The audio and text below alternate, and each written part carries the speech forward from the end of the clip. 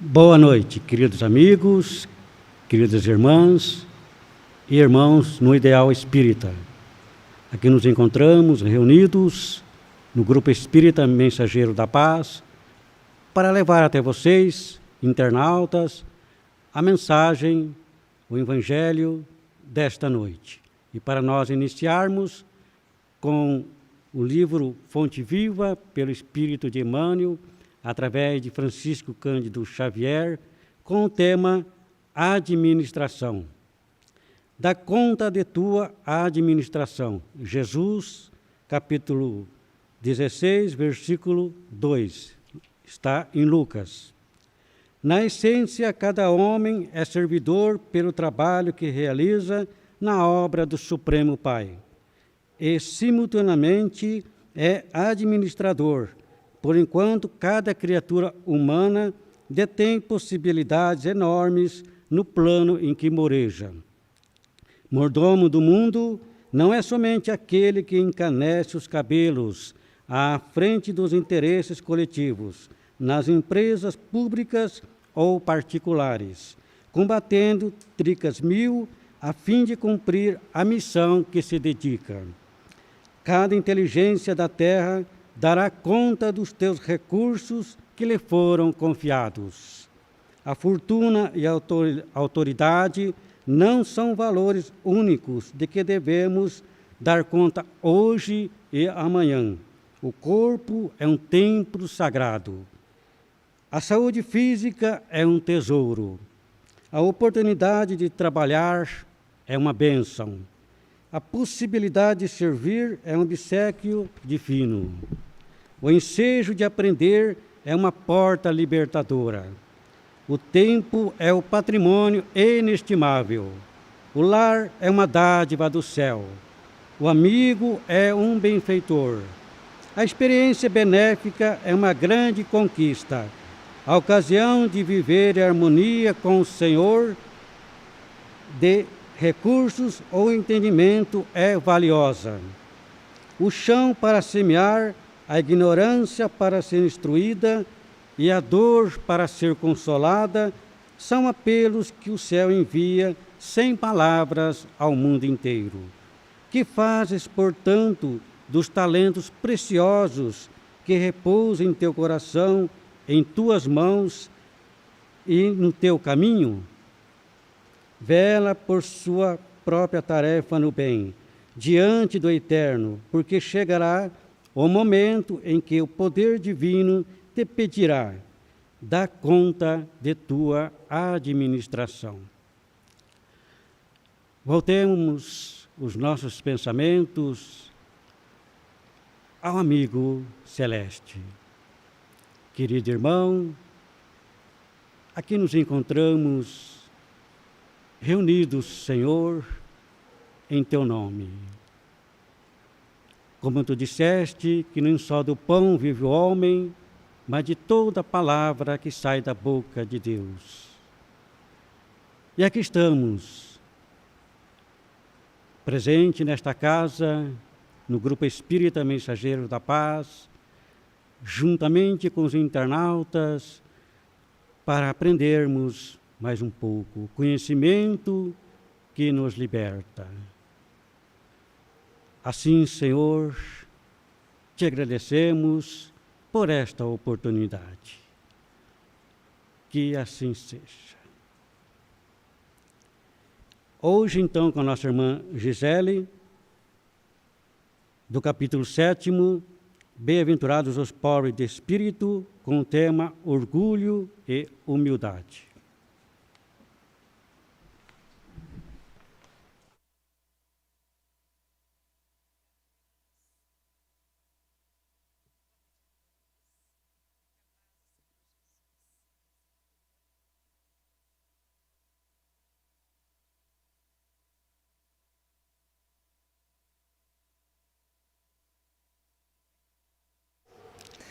Boa noite a todos, que a paz do Senhor Jesus nos envolva. E estamos aqui com uma chuva deliciosa lá fora e precisamos regular os nossos aparelhos, o nosso som, para que tudo saia saia bem feito e possa chegar claramente para vocês.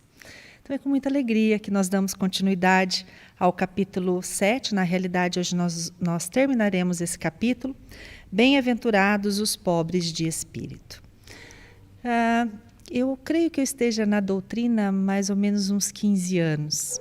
E eu vim de uma família católica e agradeço todos os dias aos meus pais por terem me colocado sempre no primeiro banco das igrejas, nas missas, porque isso foi muito importante para mim.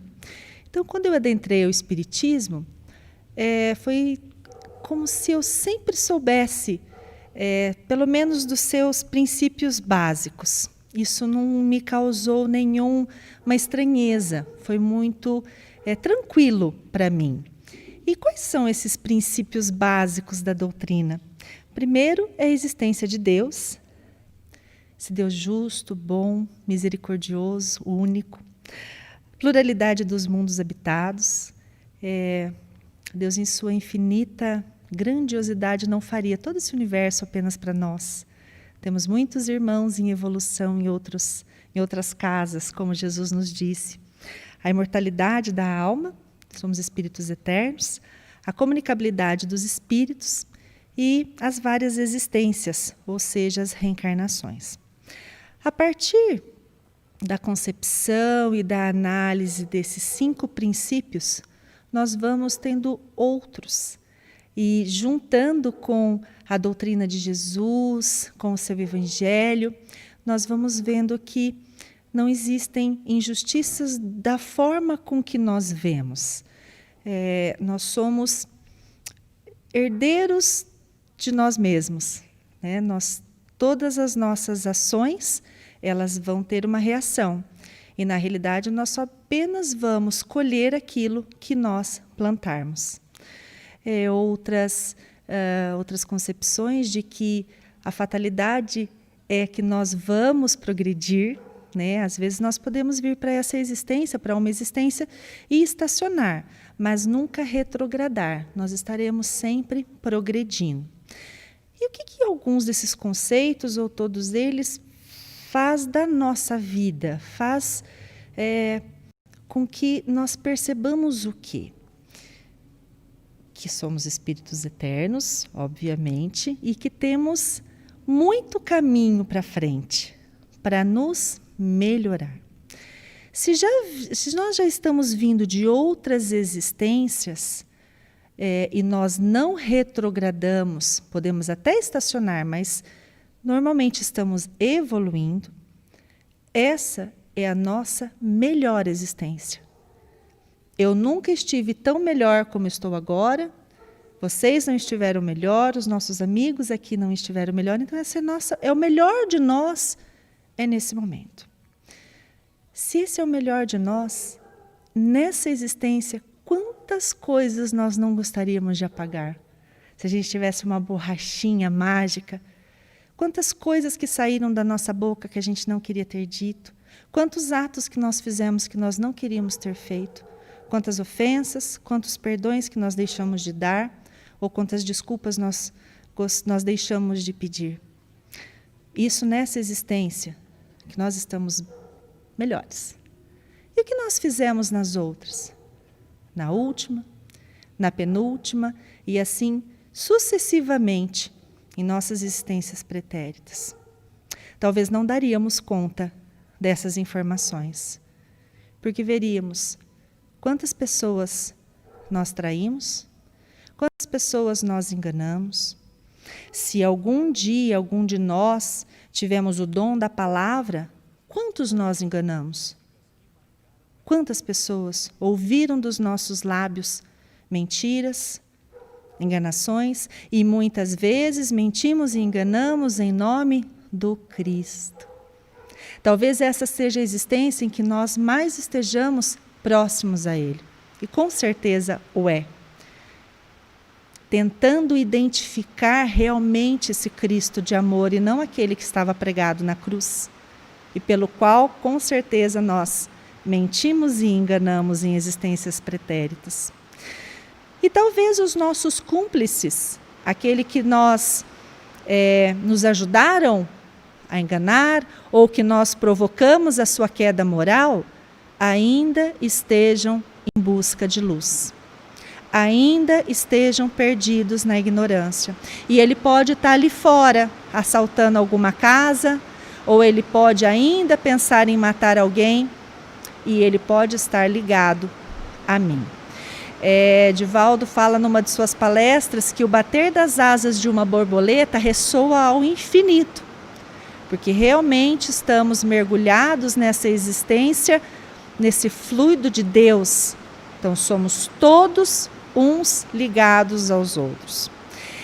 E essa introdução é para que a gente entenda a mensagem de hoje da noite, a mensagem em Orgulho e Humildade, no capítulo 7, em que o espírito Adolfo, bispo de Argel, começa sendo firme, até duro conosco, dizendo assim: homens, por que vos queixais das calamidades que vós mesmos amontoastes sobre as vossas cabeças?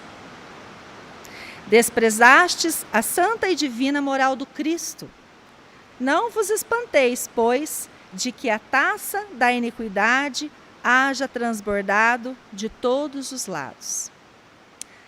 Há 2000 anos estamos ouvindo o apelo amoroso de Jesus. E quase há 2000 anos nós o negamos. Nós deixamos ele para lá, como se ele fosse nada. E agora nós estamos colhendo, na nossa existência presente, todos os frutos do nosso pretérito como humanidade. Mas eu não fiz nada que pudesse modificar esse planeta, esse vírus que está aí. Com certeza, todos nós temos influência sobre tudo que está acontecendo no planeta. E é através das nossas mudanças de atitude que isso também vai passar, que isso também vai melhorar. Porque todo o mal que nós enxergamos como mal, ele é permitido por Deus para que nós possamos evoluir e progredir. Ele também fala na mensagem: apresente-se em qualquer parte um rico debochado, perdido de corpo e alma, e todas as portas se lhe abrem. Todas as atenções são para ele, enquanto ao espírito de bem, que vive de seu trabalho, mal se dignam todos de saudá-lo com ar de proteção. Não é assim? Quantas pessoas só são bem recebidas nos lugares, são bem atendidas quando elas estão bem trajadas, quando o carro que ela chegou é um carro de última geração, de último modelo. E muitas vezes aquelas pessoas simples, elas se apresentam e são apenas ignoradas. Então ainda nós olhamos para esse mundo com os olhos da matéria, onde aquele que se veste melhor e aquele que tem posses, ele é melhor tratado do que aquele, como diz na mensagem, que é um trabalhador, correto, honesto e que está ali para cumprir as suas obrigações e cumpre as suas obrigações. Tanto que ele fala do rico debochado. Será que no plano espiritual é assim? Não. No capítulo 13 do Evangelho, tem uma mensagem linda assinada pela irmã Rosália. E ela está no item caridade material e a caridade moral, onde ela nos diz: e com certeza uma praticante da caridade em sua vida na Terra, porque para participar da codificação espírita ao lado do espírito de verdade, muita evolução ela alcançou nas existências pregressas. Então ela tem autoridade moral para nos dizer que ela praticou a caridade, praticou o bem.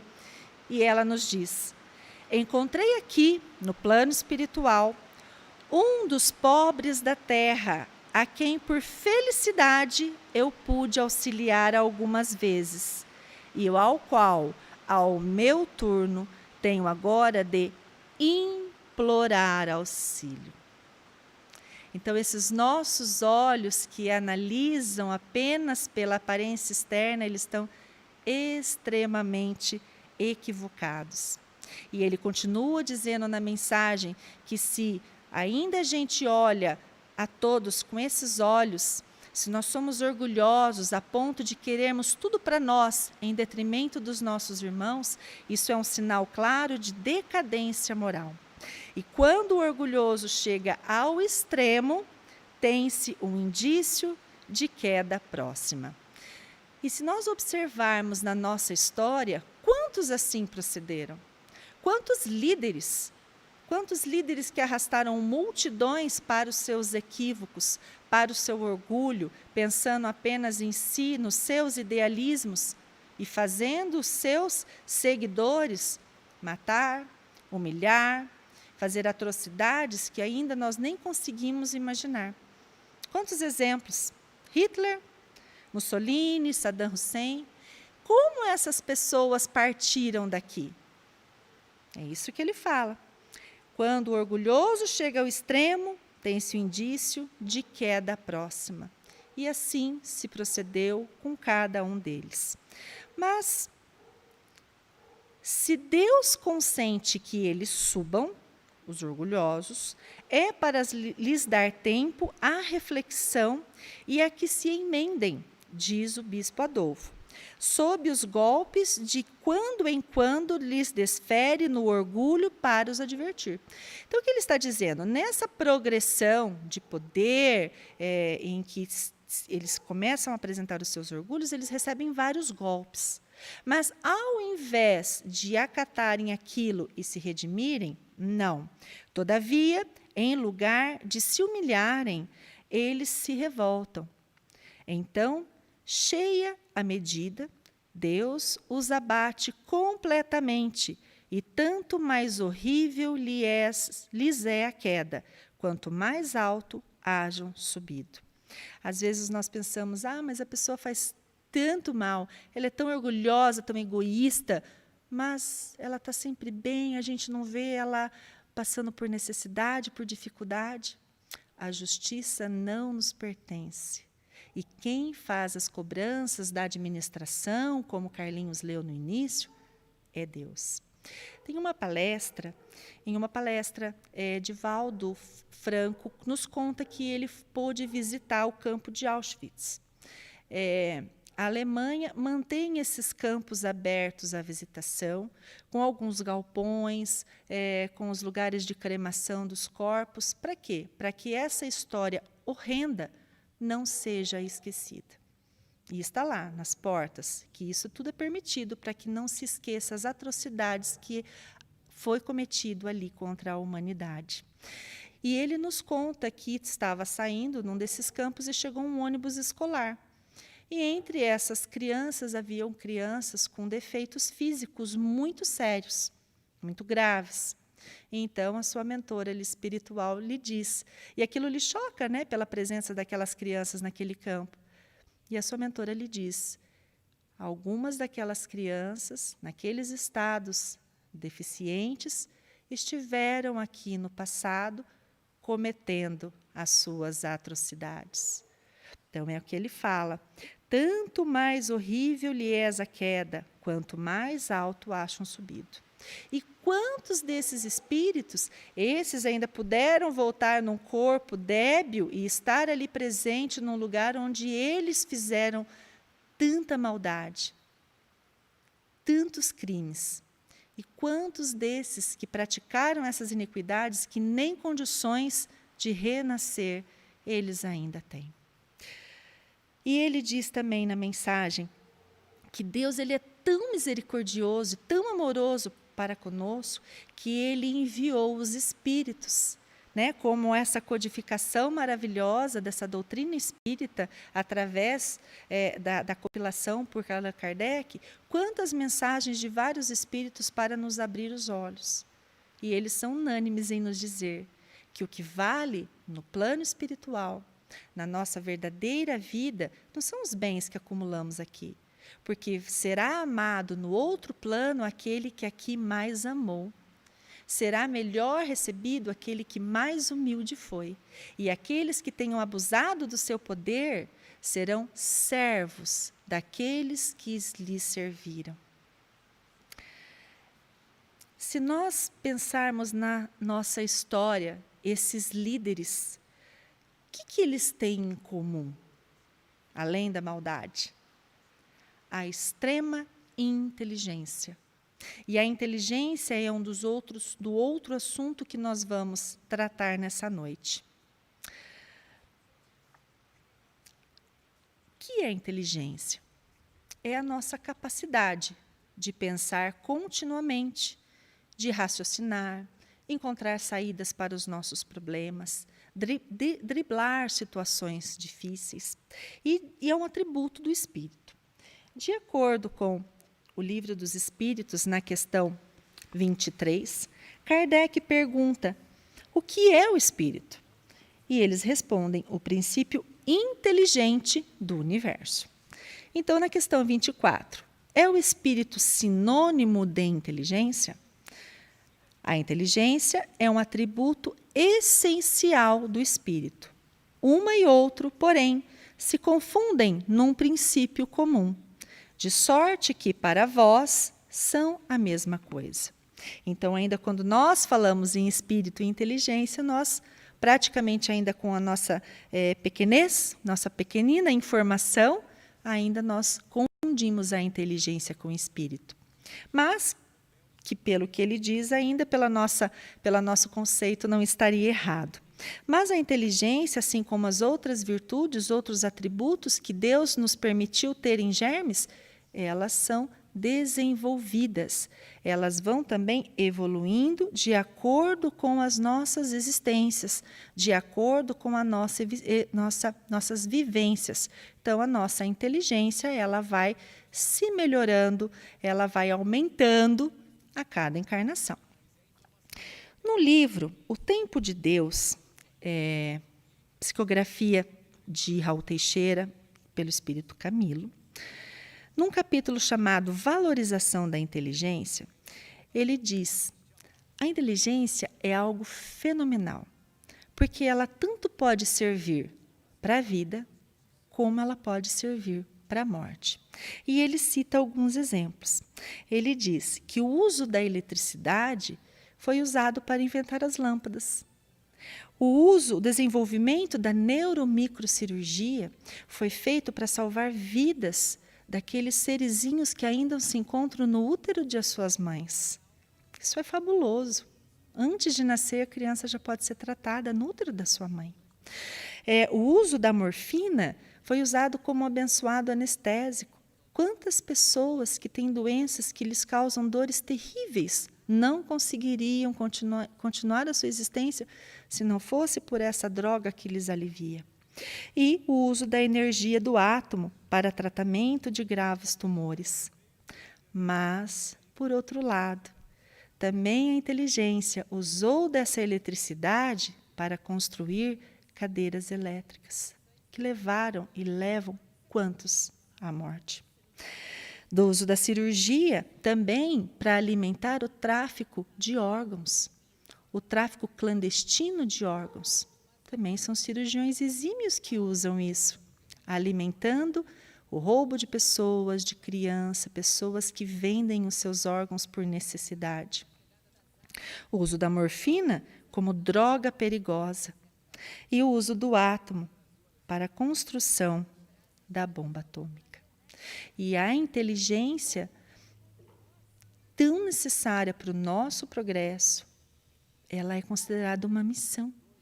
E o Espírito Ferdinando, ele traz a missão do homem inteligente na Terra na mensagem do capítulo da lição de hoje, uma mensagem dada em Bordeaux, 1862. E ele diz assim: não vos ensoberbeis do que sabeis, porquanto esse saber tem limites muito estreitos no mundo em que habitais. O que é o nosso conhecimento perante o infinito? Nas obras, abrindo um parênteses, nas obras de André Luiz isso é muito claro. André Luiz ele tinha todo o conhecimento da medicina. E quando ele vai ver a medicina do plano espiritual, ele se surpreende. Ele diz que não sabe absolutamente nada. Então, nós não podemos nos ensoberbar com o conhecimento que nós adquirimos aqui, porque ele ainda é muito pequeno, perto de toda o infinito que nós temos. Suponhais, ele continua, suponhais sejais sumidades em inteligência nesse planeta, nenhum direito tendes de envaidecer-vos. Recentemente não, há alguns bons anos, em 1991, através de uma denúncia, chegaram a uma menina na Ucrânia, que ela viveu durante 5 anos com os cachorros da família. Seus pais, por problema de alcoolismo, problemas psiquiátricos, a deixaram do lado de fora da casa. Então, essa menina se desenvolveu com os cachorros. Ela comia a comida dos cachorros, ela andava de 4 e o único barulho que ela fazia era latir. Teve alguma condição de desenvolver a sua inteligência? Não. Isso é óbvio que tem muitos fatores envolvidos. Mas o que Ferdinando diz? Que se Deus permite que tenhamos condições de desenvolver a nossa inteligência, é para que a usemos para o bem. Então, nós nascemos num meio, nós podemos estudar, nós temos pessoas que nos instruem para que nós desenvolvamos a nossa inteligência, mas para que ela seja usada no bem. E então ele diz, é uma missão que Deus nos confere, pondo em nossas mãos o instrumento com que podeis desenvolver as inteligências retardatárias e conduzi-las a Ele. E ele cita um exemplo dizendo assim, que se um jardineiro oferece para o seu ajudante uma enxada, o que ele está querendo dizer? Para que o auxiliar cave ou faça alguma coisa na terra. Mas ao invés de usar a enxada na terra, esse auxiliar levanta e tenta agredi-lo. E ele faz uma analogia que é exatamente assim, o mesmo se dá para aqueles que usam a inteligência para destruir a ideia de Deus e da providência entre os seus irmãos. Eles não estão levantando a enxada contra o seu Criador? Mas onde nós observamos isso? Em quantos países hoje os cristãos são caçados? Eles são humilhados, são presos, agredidos quando não mortos. E ainda há países que nenhuma religião se permite. Se nós vermos na Coreia do Norte, a única entidade que pode ser adorada é o próprio líder do norte da Coreia. Se nós vermos a China, o que ela está fazendo hoje? Os nossos irmãos, com a desculpa de não ter aglomerações, estão fechando várias igrejas, destruindo igrejas, impedindo que os cristãos possam se manifestar. E quantos outros países isso acontece? Então é aqui que ele cita exemplo. É como se falasse assim, estou te dando uma enxada para você arar o meu jardim, mas você levanta a enxada e agride aquele que te criou, porque ele não permite que Deus, nosso Criador, seja adorado, seja contemplado. E ele continua dizendo, tem ele, esse portador dessa inteligência, direito ao salário prometido? Não merece. Ao contrário, ser expulso do jardim? Sê-lo-á. Não duvideis e atravessará existências miseráveis e cheias de humilhações, até que se curve diante daquele que tudo deve. Quantas existências de sofrimento esses líderes que tinham tudo para fazer o bem e perderam essa oportunidade vão ter. Quantas existências de sofrimento, de humilhação, até que a dor possam fazê-los curvá-lo e aceitar esse Pai de amor, de misericórdia, como seu Criador. E ele conclui a mensagem dizendo, o homem abusa da inteligência como de todas as outras faculdades, E, no entanto, não lhe faltam ensinamentos que o advirtam de que uma poderosa mão pode retirar o que lhe concedeu. Então, ele está dizendo que aqueles que abusam da inteligência, em algum momento, uma mão, essa mão divina, pode lhe retirar. Mas aí nós perguntamos, a inteligência, como outras virtudes, elas também não são conquistas, nossa, no decorrer de tantas existências? Se é aquilo que nós conquistamos, se é aquilo que nós batalhamos para ter, como que ela pode ser retirada? E Kardec fez essa pergunta aos espíritos, é a questão 220, quando ele diz assim: pode o espírito, mudando de corpo, perder algumas faculdades intelectuais, deixar de ter, por exemplo, o gosto das artes? E a resposta, sim, desde que conspurcou a sua inteligência ou a utilizou mal. Ademais, uma faculdade qualquer pode permanecer adormecida durante uma existência, por querer o espírito exercitar a outra, que nenhuma relação tem com ela. Esta, então, fica em estado latente para reaparecer mais tarde. Então, ele nos diz que tem duas condições. Ou ela pode, alguma conquista nossa, ficar adormecida, porque a gente vai desenvolver outra, ou realmente ela pode ser retirada. Lembram-se das crianças chegando no campo de concentração com debilidades imensas? Ali, provavelmente, habitam espíritos inteligentes, cujos corpos não lhes obedecem mais ao comando. E quantos irmãozinhos nós não vemos assim? São totalmente dependentes, e eu creio que deva ser uma existência muito complicada, porque o espírito provavelmente está lúcido, mas o seu corpo não lhe obedece. Mas não é por isso que, se tem todos esses problemas, não. Se ele está ali, nas nossas mãos, perto de nós, é para que com o nosso amor, esses espíritos possam mudar, se sentindo amados, para que um dia também eles venham ao amar. E muitas mães, muitos corações fazem, numa existência, progresso que levariam séculos para esses espíritos. No livro O Consolador, na questão 204, Emmanuel vai nos falar que não basta apenas nós termos a inteligência. Essa inteligência ela precisa ser acompanhada da moralidade, dos sentimentos. Então, é através dessas duas virtudes que nós vamos ter duas asas, o equilíbrio para voar. Se uma é maior e a outra é menor, a gente vai ter um voo não adequado. Mas quando essas duas asas crescem na mesma proporção, esses voos vão longe. E ele diz assim: o sentimento e a sabedoria são as duas asas com que a alma se eleva para a perfeição infinita. No círculo acanhado do orbe terrestre, ambos são classificados como adiantamento moral e adiantamento intelectual.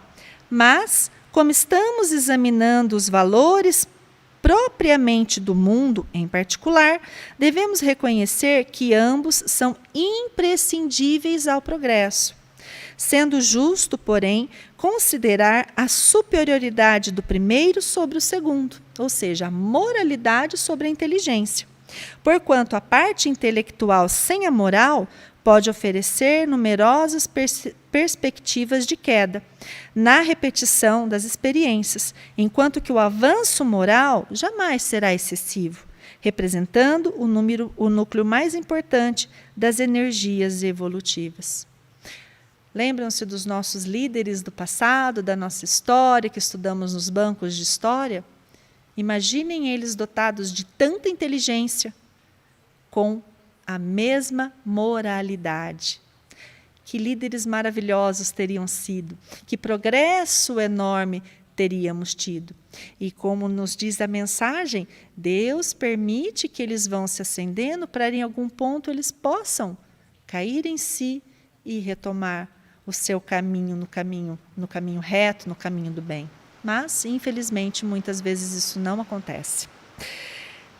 No livro Jesus no Lar, um livro lindo, de Francisco Cândido Xavier, pelo espírito Nélio Lúcio, esse livro nos conta as conversas, os diálogos íntimos que Jesus tinha com os seus discípulos na casa de Pedro. Então, todas essas histórias são passadas na casa de Pedro. Então, ele estava ali no seu núcleo familiar. E tem uma mensagem chamada A Coroa e as Asas. E é uma história que vem juntar essas duas mensagens que nós lemos. Ela vem concluir essas mensagens. E ela diz assim, que uma pessoa e um homem amante da verdade, ele, informando-se de que o aprimoramento intelectual conduz à divina sabedoria, atirou-se à elevação da montanha da ciência, empenhando todas as forças que possuía no decisivo cometimento. Então, ele queria conquistar toda a inteligência para alcançar a Deus, e assim ele fez. Ele se entregou de corpo e alma para adquirir a inteligência. Ele enfrentou dificuldades, ele enfrentou sombras, ele enfrentou labirintos, mas ele perseverou. E depois, só que a cada momento em que ele avançava, ele trocava de roupa. Ele colocava uma roupa mais adequada à sua subida, à sua ascensão. Trocava as suas sandálias e ele chega ao cume e é recebido com muita alegria pelo mensageiro de Deus. E o mensageiro lhe abraça, lhe dá as boas-vindas e lhe entrega uma coroa de luz. Então, esse homem que buscava a Deus através da inteligência, ele fala assim, bom, eu quero continuar, eu cheguei até você, eu cheguei ao cume, mas agora eu quero ir até Deus. Então, esse mensageiro diz, para você continuar, você precisa de algumas asas. E essas asas eu só posso te entregar de acordo com a volta que você fizer pelo caminho com que você faltou aprender. Então, ele precisava retornar àquela montanha e ver o que faltava no seu caminho, e assim ele o fez. Então, quando ele desce a montanha, agora com outros olhos, porque através daquela coroa ele podia perceber aquilo que ele não percebeu no seu caminho. Ele começa a perceber outros viajores que, como ele, estão na busca da inteligência, mas eles vestem roupas não adequadas, como ele diz. E ele começa a zombar. Então, ele tira sarro daquele que está mal vestido, ele tira sarro daquele que a túnica não combina com a escalada que ele está fazendo, ou com o momento que ele não está. E, ao invés de incentivar esses viajores, ele debocha e faz com que muitos desistam. Porque ele estava achando-se o dono da verdade. Então, ele volta para o cume, querendo a asa que lhe dará passagem até Deus. Então, esse mensageiro o recebe novamente, só que dessa forma triste. Não estava alegre como a outra vez. Então, ele diz, aquelas túnicas que você viu pelo caminho são as mesmas que você usou. Você também passou por aquelas coisas que estava passando, mas você não teve olhos de olhar para o lado e socorrer. Você não teve olhos de olhar para o lado e ajudar. Vai, desce, refaça todo o seu caminho. Sirva, ame, cuide do seu próximo. E aí sim, você vai voltar para pegar as suas asas e ir rumo a Deus.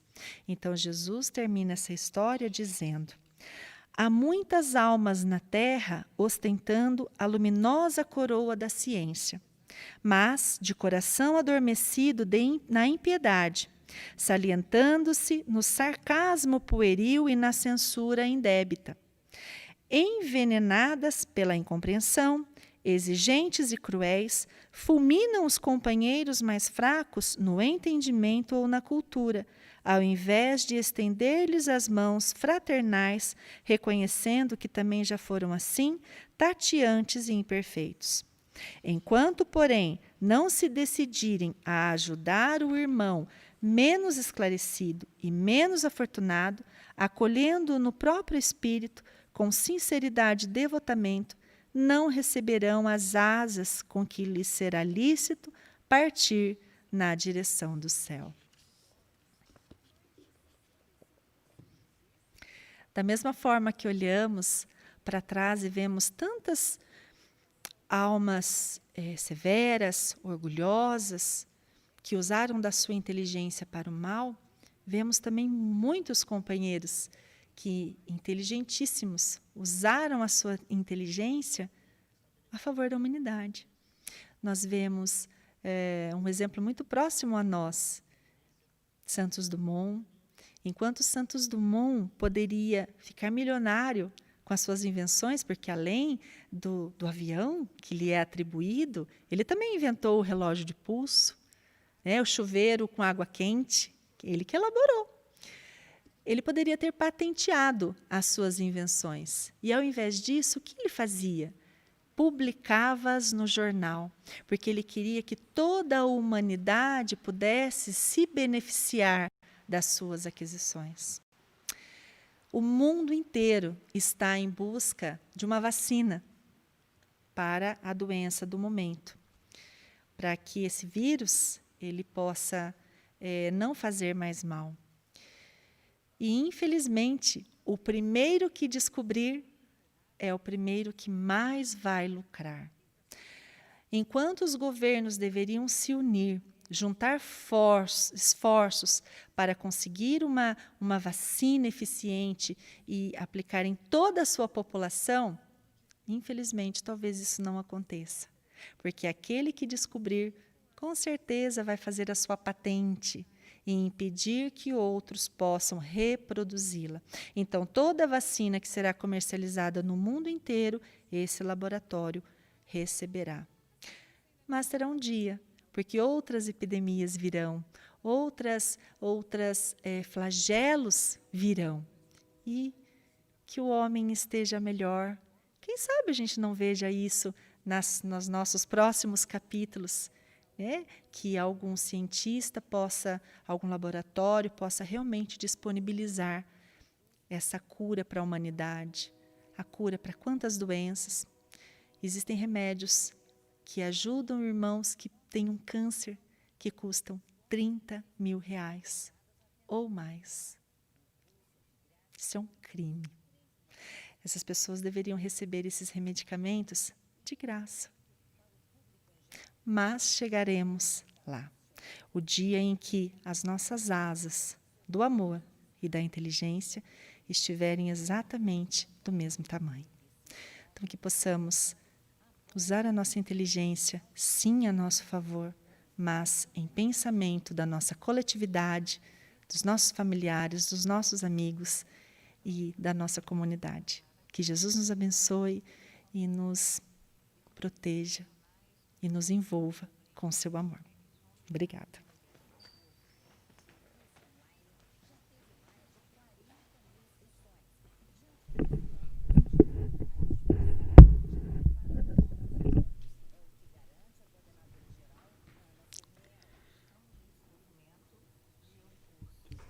Muito bem.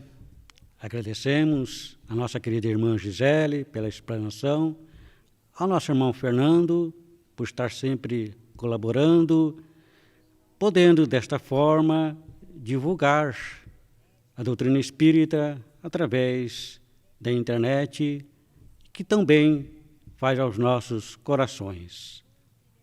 E agradecermos a vocês pela sintonia que estiveram conosco nesta noite, ouvindo e assistindo o Evangelho. E vamos agradecer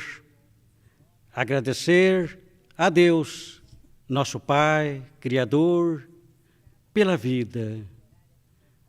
Agradecermos a equipe espiritual, sempre presente, nos amparando, nos envolvendo na Tua paz. E agradecermos ao amigo celeste, o irmão querido que, por amor, veio até nós trazer a sua mensagem de esperança, de amor, de consolo, de esclarecimento às nossas almas sedentas de paz. Obrigado, amigo celeste. que nos dê forças, ânimo, coragem para continuarmos a nossa caminhada como espíritos imortais que somos, a caminho desta evolução, deste crescimento moral, espiritual, intelectual. Muito obrigado, Senhor. Que assim seja. E uma boa noite.